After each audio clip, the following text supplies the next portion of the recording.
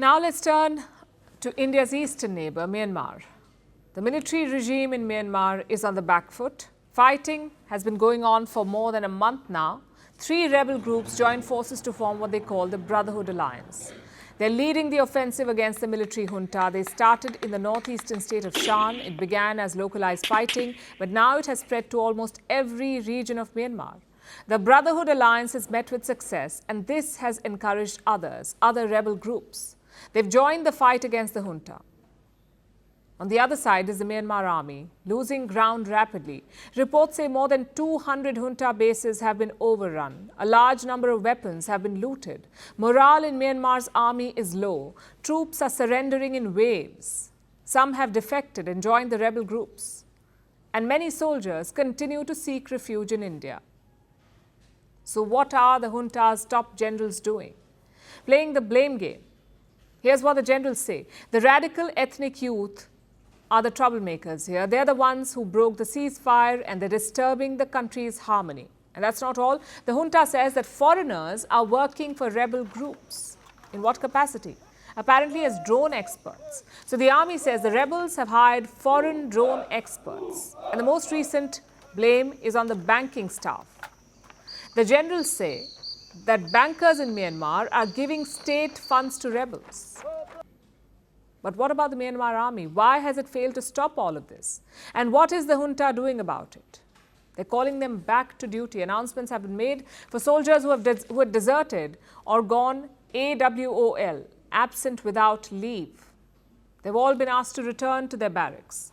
Even veterans are being recalled. If they do not turn up, they'll lose their pension. The junta has threatened to suspend pensions. Now, all of these sound like desperate measures. For the first time since the coup, the junta is facing an existential threat. They've been fighting rebel forces for decades and they've almost always been successful. But this time, it looks tough. The junta has their backs against the wall. Though they're not done yet, they've launched a massive fight back against the rebels.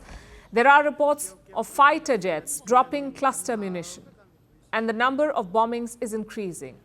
The military junta is pushing back hard, and the rebels know this.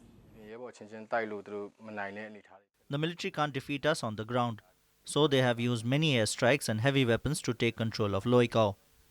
The military have lost many soldiers, and they are weak right now. We are only afraid of the airstrikes.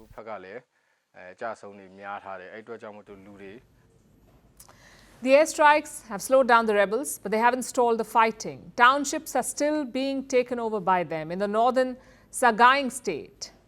There is already a change in leadership. The junta has been replaced. This is in a town called Kawlin, one of the largest townships in the state. Rebel groups have installed civilian leadership there. Kawlin has become the first district-level town to return to civilian rule. But this has come at a cost. The fighting has left most of the towns deserted. Loikao residents have fled from the township, and only 3 or 4 out of 14 town quarters still have some civilians there. And we can say 70% of Loikao's population are displaced right now. Hundreds of thousands have been displaced and the fighting seems to be nowhere near an end. Rebel groups are confident Myanmar's military is struggling to fight on multiple fronts. The junta's top general blames ethnic groups for this. He's calling on the rebels to solve their problems politically. This is the military junta saying, solve your problems politically. But he made no mention of the discontent against the military regime. The situation is precarious. Myanmar faces an uncertain future and its neighbors are being drawn into this chaos. India has already opened its doors to refugees. Thailand too has taken in hundreds. China, on the other hand, wants nothing to do with this mess. They've carried out a short live-fire military exercise near the border with Myanmar and now they've closed their doors. The international community remains silent and caught in the middle are civilians who continue to suffer.